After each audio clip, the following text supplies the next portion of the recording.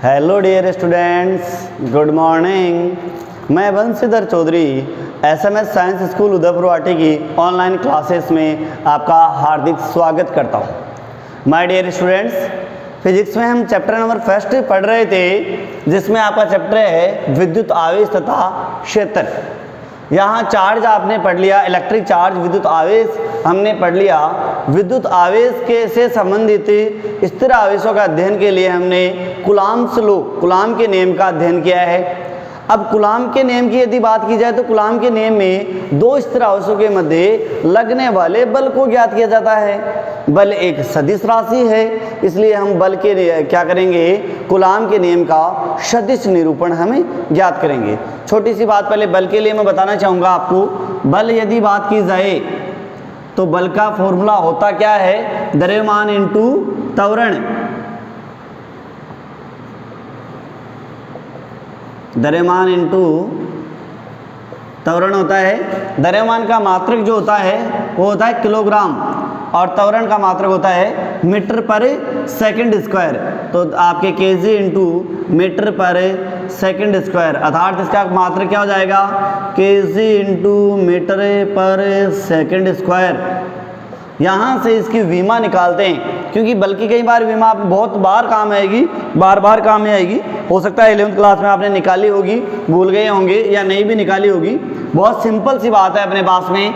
यहाँ इसके लिए बात करें केजी, केजी बोले तो क्या है, द्रव्यमान, एम फॉर मास। तो द्रव्यमान एक मूल राशि है जिसकी विमा क्या होती है, एम होती है। मीटर, मीटर बोले तो अपने पास में दूरी, एल फॉर लेंथ, लेंथ बोले तो अपने पास में इसकी विमा होती है एल। ऊपर अपने पास में आगे एम एल। अपॉन में टी फॉर टाइम, टाइम अपने पास में बोले तो टी की पावर 2 है, सेकंड की पावर, तो टी की भी पावर क्या हो जाएगी, 2 हो जाएंगी। इसे हम कैलकुलेट करेंगे। नीचे यदि घात 2 है प्लस में, ऊपर जाके क्या हो जाएंगी, माइनस में 2 घात, तो क्या हो जाएगा एम एल टी की पावर -2। वेरी वेरी इंपॉर्टेंट अपने पास में विमा है। लास्ट टाइम भी इसकी चर्चा कर चुका मैं आपके सामने। तो यहाँ पे याद रखना है एम एल टी की पावर -2 किसकी विमा, बल की विमा। बहुत बार काम आएगी, बार बार काम में आएगी। यह आपको रियलिटी में इस फॉर्म में मिलेगी, एम की पावर 1, एल की पावर 1, टी की पावर -2। डायरेक्टली हम इसको क्या बोल सकते हैं, एम एल टी की पावर -2। ये बल की विमा है। तो बल के लिए अपने पास में हम कहेंगे कूलॉम के नियम का सदिश निरूपण। कूलॉम के नियम का सदिश निरूपण। कुछ विद्यार्थी मैथ्स में जो है वो अभी अभी वेक्टर फॉर्म पढ़ रहे हैं, वेक्टर सदिश उनका चल रहा है, तो उनके कोई किसी प्रकार की प्रॉब्लम नहीं आने वाली है। हालांकि प्रॉब्लम तो बायोलॉजी वालों की भी नहीं आएगी। बहुत अच्छे से उनको सदिश निरूपण की बात की जाए तो सदिश और अदिश राशि, सदिश गुणनफल और अदिश गुणनफल के बारे में 11th क्लास में फिजिक्स में हमने पढ़ा था। देखिएगा, सदिश निरूपण के लिए मैं कोई निर्देश तंत्र लेता हूँ आपके पास में। यहाँ पे एक निर्देश तंत्र मैंने ले लिया। ये एक्स एक्सिस है, ये वाई एक्सिस है, ये मूल बिंदु है इसका। अब देखिएगा, इस निर्देश तंत्र में अपने पास में दो आवेश, स्थिर आवेश ले लिए या बिंदु आवेश लिए मैंने। एक आवेश Q1 लिया, दूसरा आवेश क्या लिया, Q2। दोनों ही आवेश क्या है, पॉजिटिव। क्योंकि हमने पढ़ा है कूलॉम के नियम में इसमें लगने वाला बल आकर्षण और प्रतिकर्षण दोनों प्रकृति का होता है। समान आवेशों में प्रतिकर्षण, असमान में क्या होगा, आकर्षण होगा। तो ध्यान दीजिए स्टूडेंट्स, यहाँ पे मैं मूल बिंदु से इनकी दूरी देखूँ तो इसकी दूरी अपने पास में r1 वेक्टर और इसकी भी मूल बिंदु क्या होगी, r2 वेक्टर। आवेश Q1 के ऊपर किसके कारण लग रहा है, Q2 के कारण। पॉजिटिव पॉजिटिव है तो ये लो आवेश Q1 पे मैंने कह दिया, Q2 के कारण बल लग रहा है, क्या लगेगा, F122। जिसके ऊपर बल लग रहा है वो पहले, जिसके कारण लग रहा है वो बाद में। ज़्यादा अपने को दिमाग नहीं लगाना है, शॉर्ट में हम बात करेंगे कि जिसके ऊपर बल लग रहा है वो पहले, जिसके कारण लग रहा है वो बाद में। देखिएगा, ये वाली स्थिति अपने पास में कंडीशन आ जाती है। तब मैं यहाँ लिखता हूँ, इसके लिए दूरी की यदि बात की जाए कि दूरी अपने पास में क्या होगी, तो दूरी के लिए हम निकालेंगे, हमने त्रिभुज का सदिश के त्रिभुज का नियम पढ़ा था 11th क्लास में, जिसमें त्रिभुज में देखा था किसी त्रिभुज की दो क्रमागत भुजाएं उसको बंद करने वाली तीसरी भुजा के बराबर होती है। तो क्या लिखूं मैं, दो क्रमागत भुजाएं, ये वाला अपने पास में क्या लिखूं मैं उसको R12 वेक्टर। तो देखो ये और ये दोनों एक क्रम में चल रही हैं, तो मैं कहूँगा और ये तीसरी भुजा, तो इसको क्या कह सकता हूँ, R1 vector equals to R2 vector plus R12 vector. हमें तो निकालना है, यहाँ पे बात की जाए तो R12 वेक्टर ये वाली दूरी निकालनी है, तो क्या हो जाएगा R12 vector equals to R1 vector minus R2 vector. कई जगह R12 का अपने पास माना जो प्राप्त होता है F12 का R21 भी प्राप्त होता है, हालांकि वो भी सही है, ये भी सही है, लेकिन इसके लिए ज़्यादा चर्चा नहीं करेंगे, अपने पास विशेष ज़्यादा काम में नहीं आता है। मैथ के सर आपको ज़्यादा चर्चा करेंगे, इसके लिए अपने पास में इतना सा काम में आने वाली बात है। तो R12 vector R1 minus R2 किससे, त्रिभुज के सदिश नियम से अपने पास में मान आ जाता है। क्या इसको मोड ऑफ में लिख सकता हूँ, तो ये भी क्या हो जाएगा, मोड ऑफ में अपने पास में R12 का मापांक R1 vector minus R2 vector का भी मापांक हो जाएगा। मापांक इसलिए लगाते हैं क्योंकि इसमें कोई पॉजिटिव नेगेटिव का फर्क ही नहीं पड़ता है। तो देखिएगा, मैं कहता हूँ आवेश Q1 पर Q2 के कारण लगने वाला बल, तो आवेश Q1 पर Q2 के कारण लगने वाले बल का मान निकालेंगे, तो क्या आएगा F12 वेक्टर इक्वस टू क्या लिखते हैं हम, के Q1 Q2 अपॉन में R12 का के वेक्टर का स्क्वायर। यहाँ पे यदि बात की जाए सदिश राशि है, तो इसके लिए हम क्या करेंगे, एकांक सदिश से इसको क्या कर देंगे, गुणा कर देंगे। एकांक सदिश 11th क्लास में आपने वेक्टर में वाले चैप्टर में पढ़ा था, तो वहाँ पे हमने देखा था इकाई सदिश या एकांक सदिश, इसको यदि खोलते हैं तो क्या होगा, R12 cap equals to R12 का वेक्टर अपॉन में R12 वेक्टर का मापांक आपको प्राप्त होता है। तो मैं क्या लिख सकता हूँ इसको, F12 वेक्टर इक्वस टू के Q1 Q2 अपॉन में R12 के वेक्टर का square into R12 vector upon में R12 वेक्टर का मापांक सॉरी, आधार समान तो घातें जुड़ जाती हैं, तो क्या होगा F12 वेक्टर इक्वल टू के Q1 Q2 अपॉन में R12 के वेक्टर के मापांक का क्यूब इनटू R12 का वेक्टर।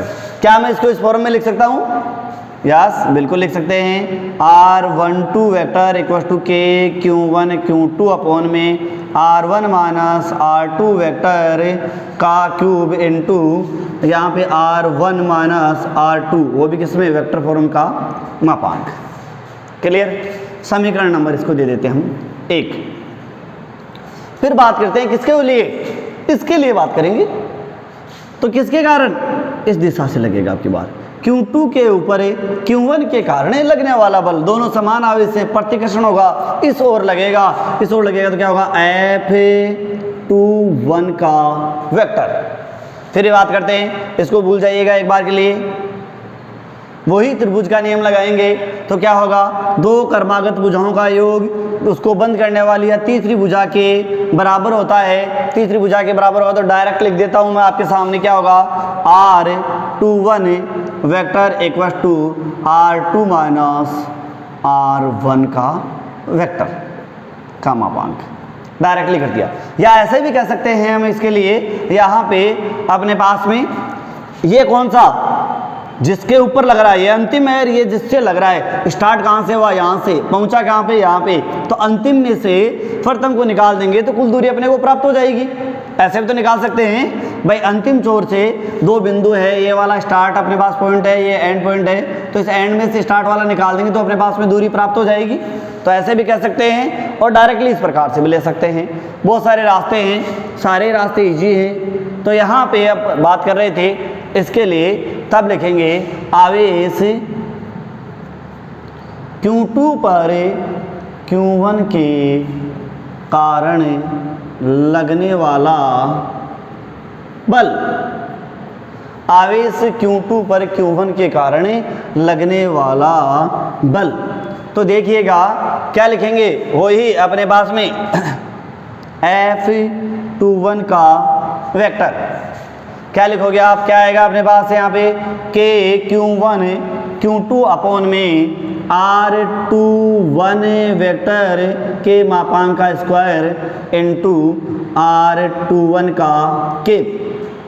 डायरेक्ट कर देता हूं मैं इसको, केप को खोल दो एकांक सदिश को, इकाई सदिश को, तो क्या जाएगा R21 का वेक्टर अपॉन में R21 वेक्टर का मापांक। फिर से वो स्थिति आ रही है तो मैं उसको डायरेक्टली लिख देता हूं आपके सामने, यहीं पे लिख देता हूं F21 vector equals to K Q1 Q2 upon में R2 माइनस R1 के वेक्टर के मापांक का cube into R2 minus R1 के वेक्टर का वेक्टर अपने पास में। क्लियर, मापांक नहीं, ये वाला अपने पास में कोष्टक में। अब देखिएगा इसमें से कुछ हम ऐसा कर सकते हैं जो अपने काम में आए। क्या मैं इसमें से माइनस को बाहर ले सकता हूँ? चलो मैंने माइनस को बाहर ले लिया, F21 vector equal to minus को बाहर लेते ही ऊपर अपने पास में क्या, K Q1 Q2 अपॉन में, यहाँ की बात की तो प्लस वाला क्या हो जाएगा माइनस, और माइनस वाला क्या हो जाएगा प्लस, तो क्या आ जाएगा अपने पास में R1 का वेक्टर माइनस R2 के वेक्टर का क्यूब, और यहाँ भी क्या हो जाएगा R1 माइनस R2 का वेक्टर। देखा देखा सा लग रहा है, सेम राशि यहाँ पे आ रही, यस और नो? तो क्या मैं इसको F12 लिख सकता हूँ? बिल्कुल, क्यों नहीं लिख सकते हैं सर।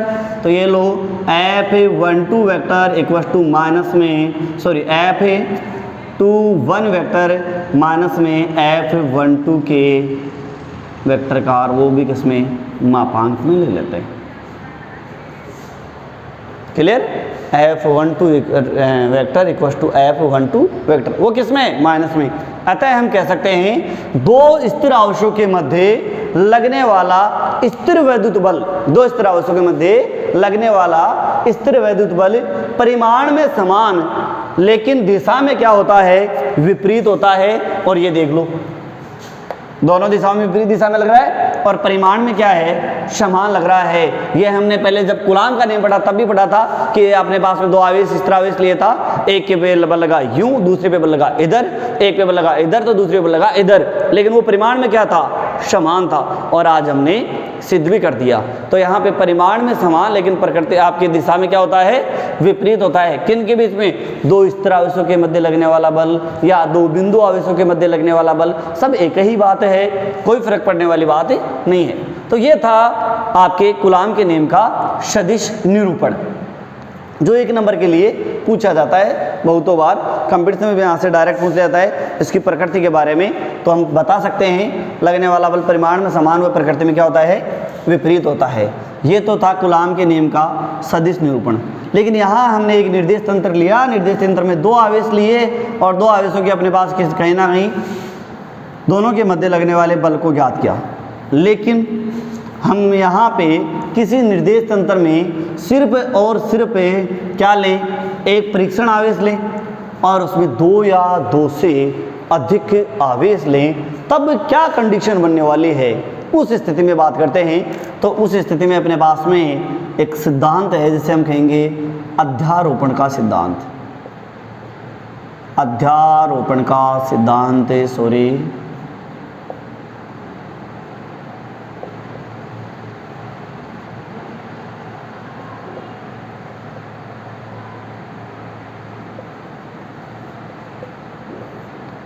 जैसा नाम वैसा काम। फिजिक्स को मैंने बताया बहुत इजी है, जैसा नाम वैसा काम। अध्यारोपण सब जानते हैं, अध्यारोपण का मतलब क्या होता है? थोपना, जबरदस्ती थोप दिया, घर वाले थोप दिया, बेटा आपको पढ़ाई भी करनी है, घर का काम भी करना है, खेत में भी जाना है, ये करना, वो जबरदस्ती आपको करना ही पड़ेगा। स्कूल में आए, स्कूल में अपने पास में फिजिक्स वाले सर ने कहा आपको इलेक्ट्रोस्टैटिक कंप्लीट पढ़ के आनी है, केमिस्ट्री वाले सर ने कहा आपको सॉलिड स्टेट कंप्लीट पढ़ के आनी है, मैथ्स वाले सर ने कहा आपको वेक्टर पढ़ के आनी है। सर एक दिन में 3 सब्जेक्ट को कैसे पढ़ सकते हैं? क्या कर दिया? थोप दिया आपके पास में। तो ये अपने पास में इसका हम शाब्दिक अर्थ रखेंगे क्या? थोपना। तो हम कह सकते हैं दो किसी निकाय में उपस्थित। अब उसके लिए परिभाषा सारी बातें हम बाद में बनाएंगे, पहले इसको देखते हैं। इसका डायग्राम देखिए, आपकी डेरिवेशन सब चीज़ें आपके दिमाग में तुरंत आ जाएगी, कुछ भी नहीं करना। फिर से निर्देश तंत्र लिया।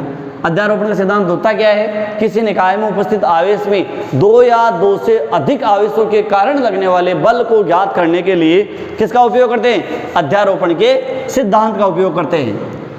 मैंने यहाँ पे एक क्या ले लिया? परीक्षण आवेश ले लिया, जिसकी दूरी r0 कह सकता हूँ, q0 यदि मैंने दिया है तो किससे? मूल अक्ष से, इसके मूल बिंदु से दूरी क्या है? r0 vector. दूरी को हम नहीं दर्शाएंगे एक बार के लिए, क्योंकि डायरेक्टली अपने को पता है दूरी इसकी। अब इसके ऊपर मैंने कोई आवेश ले लिया भैया, q1 आवेश, ये भी पॉजिटिव, ये भी पॉजिटिव। पॉजिटिव में क्या होता है? प्रतिकर्षण होता है, और इस पे बल लगेगा कौन सा? F01 कह सकता हूँ मैं, लेकिन 0 का कोई अपने पास नहीं है, तो यहाँ पे हम क्या कहेंगे? डायरेक्ट F1 का वेक्टर। दूसरा मैंने इसी प्रकार आवेश ले लिया, Q2 आवेश। कौन सा आवेश ले लिया? Q2 आवेश। इसके ऊपर भी ये लगेगा, तो इस पे किधर लगेगा? इधर लगेगा अपने पास में। तो ये लो अपने पास F2 वेक्टर। फिर मैंने यहाँ पे कोई आवेश ले लिया, Q3 आवेश। Q3 आवेश, इसके R1 वेक्टर दूरी, ये वाली R2 वेक्टर, ये वाली R3 वेक्टर दूरी। तो यहाँ पे किधर लगेगा? इधर लगेगा F3 का वेक्टर। ऐसे ही मैंने लेके क्या ले लिया? N आवेश ले लिए भैया। N आवेश लूँगा तो उनकी क्या हो जाएगी? Rn वेक्टर दूरी, और यहाँ से भी आगे चलेंगे तो क्या लगेगा? यहाँ पे बल Fn वेक्टर। चलो अब इसकी डेफिनेशन निकालते हैं। अध्यारोपण का सिद्धांत, किसी निकाय में उपस्थित परीक्षण आवेश पे 2 या 2 से अधिक आवेशों के कारण लगने वाला बल क्या कहलाता है? अध्यारोपण का सिद्धांत अपने पास में। अब इसमें देखते हैं कि क्या किस प्रकार से अध्यारोपण सिद्धांत परिभाषा बनाएंगे इसकी। तो क्या रहेंगे? किसी निकाय में उपस्थित, यहाँ पे हम कह सकते हैं 2 या 2 से अधिक बहुल आवेश हैं, तो यहाँ पे ये भी कह सकते हैं बहु आवेशों के कारण अपने पास में लगने वाला बल। तो बहु आवेशों के कारण लगने वाले बल की बात करेंगे तो उसकी क्या बात करेंगे? किसी निकाय में उपस्थित परीक्षण आवेश में 2 या 2 से अधिक आवेशों के कारण लगने वाले बल का मान उससे क्या अपने पास में परीक्षण आवेश पर लगने वाला बल उन आवेशों के सदिश योग के बराबर लगेगा। सिंपल सी बात है। इसके कारण लगा, मैं कहता हूँ 1 न्यूटन, इसके कारण लगा 1 न्यूटन, इसके कारण 1 न्यूटन, 5 के कारण लगा कितना लगेगा? 5 न्यूटन, 10 के कारण लगा कितना लगेगा? 10 न्यूटन, 50 के कारण लगा कितना लगेगा? 50 न्यूटन लगने वाला। तो एक तो इनके योग के कारण। अब बात ये सारी राशि बल क्या है? सदिश राशि। तो हम योग न बोल के क्या बोलेंगे? उनके सदिश योग के बराबर लगेगा। उपस्थित परीक्षण आवेश पर लगने वाले बल का मान उस निकाय में उपस्थित सभी आवेशों के सदिश योग के बराबर लगेगा। बस, बाकी कुछ भी नहीं है। समझ गए क्या? सदिश योग के बराबर, बस इतना याद रखना है। और हम जानते हैं भाई अपने ऊपर बल जो लगेगा, मैंने कह दिया फिजिक्स, केमिस्ट्री, मैथ, पीसीएम का नाम लिया है, अध्यारोपित कर रहे हैं, तो आप पे जो फोर्स लग रहा है वो किन के कारण लग रहा है? तीनों गुरुजियों के कारण लग रहा है। 5 होते तो 5 सब्जेक्ट के कारण लगता, 5 गुरुजियों के कारण लगता। या 10 की बात करूँ तो 10 के कारण, तो उनके योग के बराबर हो गया आपके अकेले के ऊपर भार, उनके तो एक एक बट गया। कहते हो ना सर को, सर आपके तो एक चैप्टर है, आपको सर कहते हैं क्या जो रहा था, आपको एक चैप्टर याद करने में क्या प्रॉब्लम होती है, ये तो तुरंत ही याद हो जाता है। लेकिन आप कहते हैं सर आपके तो एक ही चैप्टर है, और हमारे देखो सर 500 सब्जेक्ट के 5 चैप्टर हो गए, तो आपके ऊपर लगने वाला फोर्स उन 5 के कारण फोर्स लग रहा है, तो उस 5 के योग के बराबर लगेगा। और ये सदिश है तो हम क्या करेंगे, सदिश योग के बराबर लगेगा। ओके क्लियर, ये बात थी अपने किसके, अध्यारोपण के सिद्धांत की। अब इसको सिद्ध भी करते हैं। एफ वेक्टर मैं यहाँ पे कह देता हूँ, सबसे पहले इसके ऊपर Q1 के कारण लगने वाला बल डायरेक्ट लिख दूँ मैं। आवेश, परीक्षण आवेश Q0 पर आवेश Q1 के कारण लगने वाला बल, लगने वाला बल क्या लगेगा, देखिएगा अपने पास में F1 vector equals to K या 1/4 pi epsilon note 1/4 pi epsilon note sorry Q1 upon में क्या R1 वेक्टर के मापांक का स्क्वायर और इधर R1 का केप, क्योंकि सदिश योग कर रहे हैं तो यहाँ पे गुणा में क्या लेंगे, अपने पास में केप लेने वाले हैं। फिर Q0 पर Q2 के कारण लगने वाला बल, Q0 पर Q2 के कारण लगने वाला बल क्या लगेगा, F2 vector equal to 1/4 pi epsilon naught Q0 Q2 upon में R2 वेक्टर का स्क्वायर इनटू R2 का केप। फिर बात करते हैं अपने पास में किसके ऊपर, इसको दे दो समीकरण 1, समीकरण नंबर 2 दे दिया। परीक्षण आवेश Q0 पर Q3 के कारण लगने वाला बल, Q3 के कारण लगने वाला बल क्या लगेगा, F3 vector equal to 1/4 pi epsilon naught Q0 Q3 upon में R3 के वेक्टर का स्क्वायर इनटू R3 का केप सॉरी। ठीक इसी प्रकार Q0 पर Qn या n आवेशों के कारण, किसको nवें आवेश के कारण, तो Qn के कारण लगने वाला बल,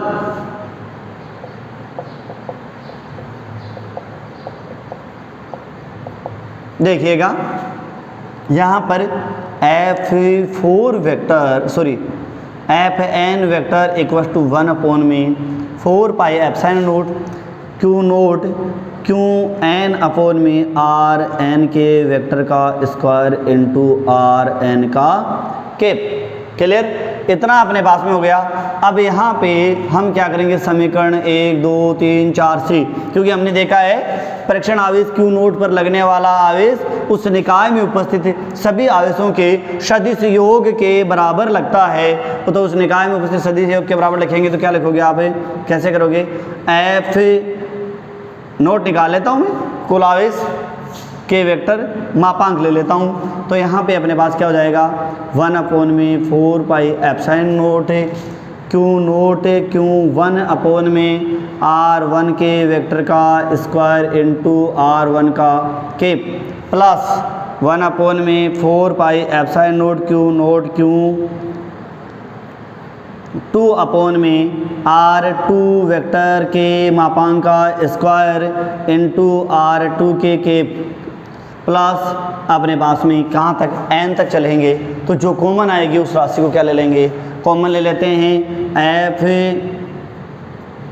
नोट के वेक्टर इक्वल टू क्या आएगा, Q0 सब में कॉमन आएगा, तो Q0 अपॉन में 4 पाई एप्सिलॉन नोट समेसन कितनी संख्याएं हैं, n संख्याएं हैं, तो n ले लेंगे।